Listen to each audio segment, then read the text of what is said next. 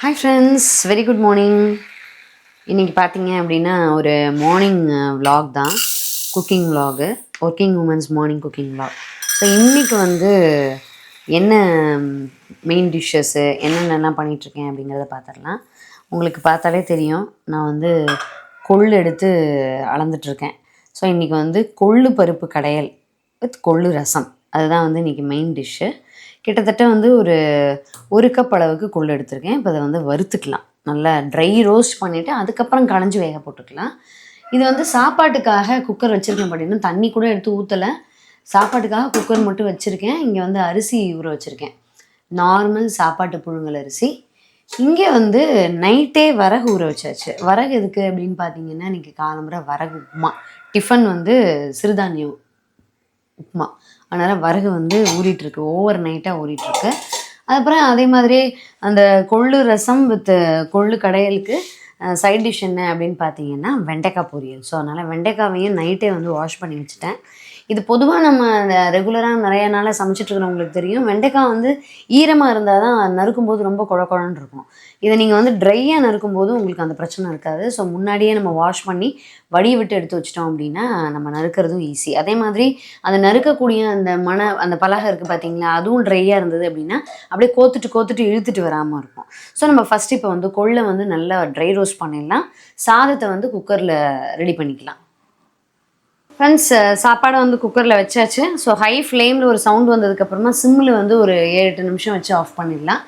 இங்கே நல்லா கொள்ளை வந்து நல்லா சூப்பராக வறுத்தாச்சு. கலர் வந்து மைல்டாக சேஞ்ச் ஆகிருக்கு. ஒவ்வொரு கொள்ளும் பார்த்தீங்க அப்படின்னா கொஞ்சம் குண்டாக இருக்குது. இதான் அது வந்து வறுப்பட்டது. இதை களைஞ்சிட்டு ஊற வச்சிடலாம் கொஞ்சம், ஒரு 5 நிமிஷம். ஸோ இப்போ கொள்ளு வந்து குக்கரில் வேக வச்சாச்சு. அதுக்குள்ளே நம்ம வந்து வெண்டைக்காவை நறுக்க ஆரம்பிச்சிடலாம்.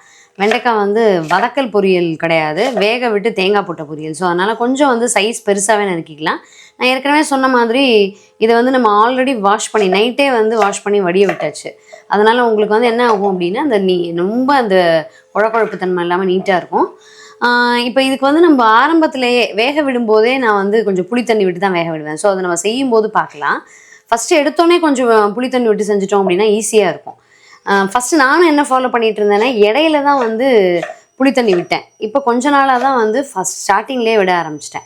ஸோ இதை வந்து டோட்டலாக வந்து நறுக்கிட்டு அதுக்கப்புறமா நம்ம வந்து இந்த கொள்ளு பருப்பு வெந்ததுக்கப்புறம் கடையிறோம் இல்லையா, அதுக்கு தேவையான தக்காளி, வெங்காயம், பூண்டு எல்லாத்தையும் நறுக்கிக்கலாம். ஃபஸ்ட்டு ஃப்ரெஷ்ஷாக இந்த காய்கறி மனம் இருக்கும்போதே வெண்டைக்காய் நறுக்கி முடிச்சிடலாம். ஸோ வெண்டைக்காவை நறுக்கியாச்சு, இப்போ வானொலியில் போட்டுடலாம். ஸோ சில்வர் வானொலி பொதுவாகவே சீக்கிரமாக அடி பிடிச்சிருது, ஒரு செகண்டு அவ்வளோதான், என்ன பண்ணுறதுனே தெரில, ட்ரைப்ளை மாதிரி இல்லை. ஸோ இதை வந்து இப்போ வெண்டைக்காவை போட்டுட்டு லைட்டாக ஒரு பரட்டி விட்டுட்டு அதுக்கப்புறம் வந்து புளி தண்ணி விட்டுக்கலாம் நம்ம.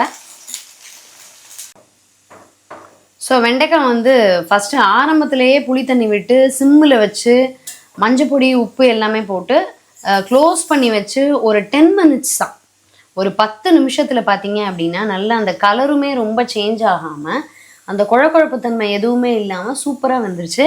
இப்போ இதில் வந்து நம்ம தேங்காய் துருவல் போட்டு இறக்கிட்டு ஃபைனலாக தாளித்து மட்டும் கொட்டிக்கலாம்.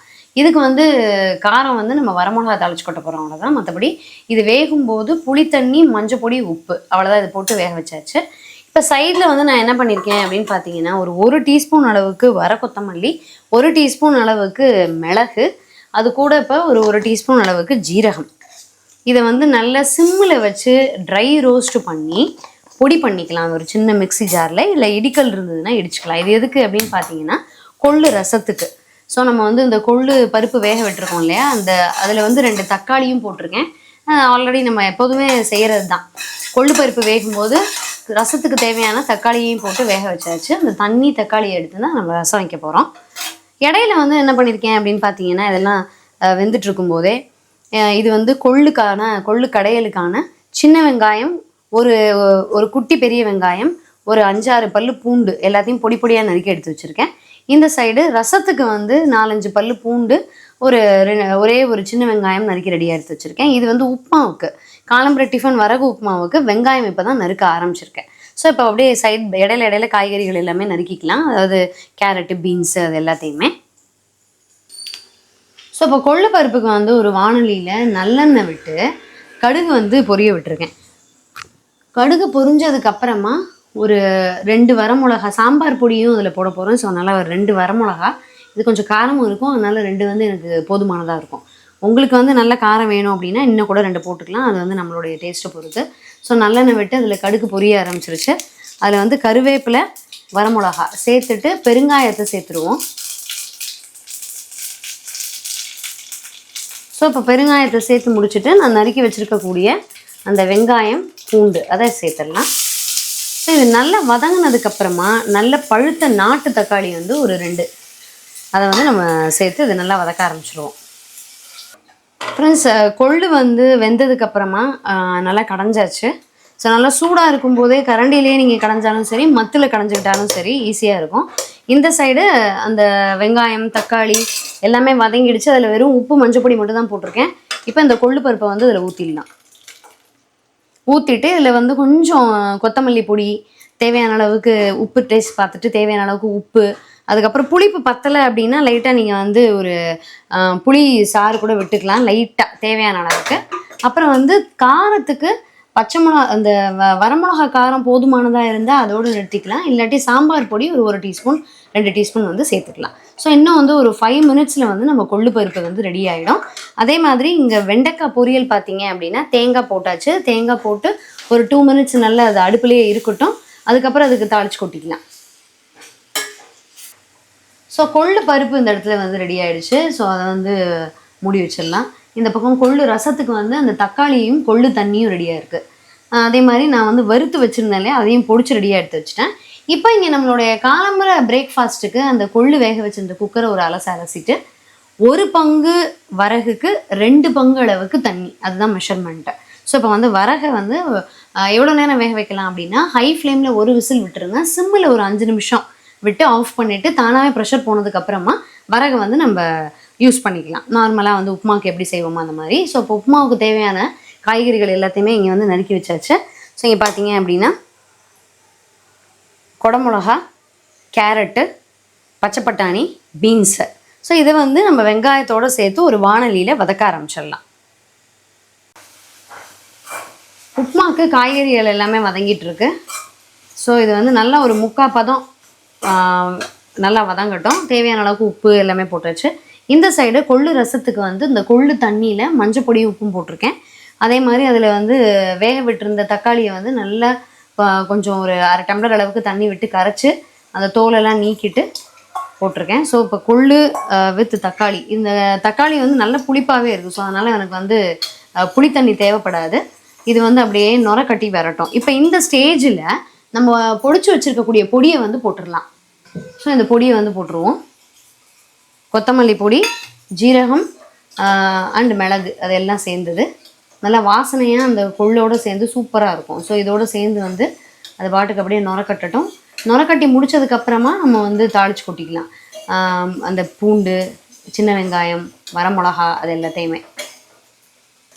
ஃப்ரெண்ட்ஸ், இப்போ வந்து அந்த வரகு இருக்குது இல்லையா, நல்லா குழைவாகவே வேக வச்சாச்சு. ஏன்னா இது வந்து நல்ல கொஞ்சம் ஏஜ்டாக இருக்கிறவங்களும் சாப்பிட்லாம் அப்படிங்கும்போது கொஞ்சம் குழைவாக இருந்தால் தான் கரெக்டாக இருக்கும்.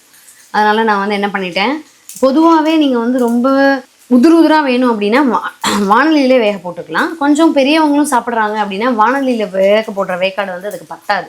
நீங்கள் என்ன செய்யணும் அப்படின்னா, அந்த குக்கரில் வேக வச்சு எடுக்கும்போது தான் நல்ல உங்களுக்கு கிச்சடி மாதிரி வரும். ஸோ அதனால் இது நல்ல காய்கறிகளோடு சேர்ந்து ஃபுல்லாக எல்லா பக்கமும் மிக்ஸ் ஆகட்டும். ஃப்ரெண்ட்ஸ், இப்போ வந்து ரசத்துக்கு தாளிக்கிறேன். கடுகு தாளிச்சாச்சு. அதில் வந்து கொஞ்சம் பூண்டு, சின்ன வெங்காயம், இப்போ இதில் வந்து பெருங்காயம் போட்டாச்சு. அடுத்து வந்து வரமிளகா, மிளகும் போட்டிருக்கோம். அதனால் வரமிளகா வந்து சும்மா ஒரு பேருக்காக போட்டுக்கலாம். ஸோ இதை வந்து நம்ம இந்த ரசத்தில் வந்து நுர கட்டிகிட்டே இருக்குது, இதில் கொட்டிடுவோம். ஃப்ரெண்ட்ஸ், காலம்பரை பிரேக்ஃபாஸ்ட் அண்ட் லன்ச் வந்து நல்லா முடிஞ்சுது. நீங்கள் வந்து இந்த குழைவான கிச்சடி அந்த மாதிரியே வச்சுக்கலாம். காய்கறி வரகு கிச்சடி, காய்கறி வரகு உப்புமா. இது என்னென்னா, நீங்கள் சூடாக சாப்பிடும்போது நல்லா குழைவாக இருக்கும். கொஞ்சம் இல்லை டைம் ஆற விடும்போது உதிராகிடும். கொஞ்சம் வந்து கெட்டியாகவும் ஆகும் அந்த மில்லட்டோட நேச்சர்னால. ஸோ வந்து மத்தியானத்துக்கான கொள்ளு ரசம் சூப்பராக, மேலே வந்து கொத்தமல்லி தழை போட்டாச்சு. கொள்ளு ரசம் ரெடி ஆகிடுச்சு. மத்தியானத்துக்கான கொள்ளு பருப்பு கடைஞ்சி ரெடியாக இருக்குது. சாதம், புழுங்கல் அரிசி சாப்பாடு, வித் வெண்டைக்காய் பொரியல். நீங்களும் இந்த மெனுவை வந்து ட்ரை பண்ணி பாருங்கள். ஸோ இந்த வரகு உப்புமாவுக்கு உங்களுக்கு தேவைப்பட்டதும் போது நம்ம சட்னி தனியாக அரைச்சிக்கலாம். அந்த கொள்ளு வந்து நல்ல காம்பினேஷனோட தான் இருக்கும். அதுக்கு தேவைன்னா நீங்கள் தேங்காய் சட்னி இந்த மாதிரி யூஸ் பண்ணிக்கலாம். ஸோ ட்ரை பண்ணி பார்த்துட்டு எப்படி இருந்ததுன்னு சொல்லுங்கள். இன்னும் ஒரு நல்ல அருமையான வீடியோவில் சந்திக்கலாம். தேங்க்யூ.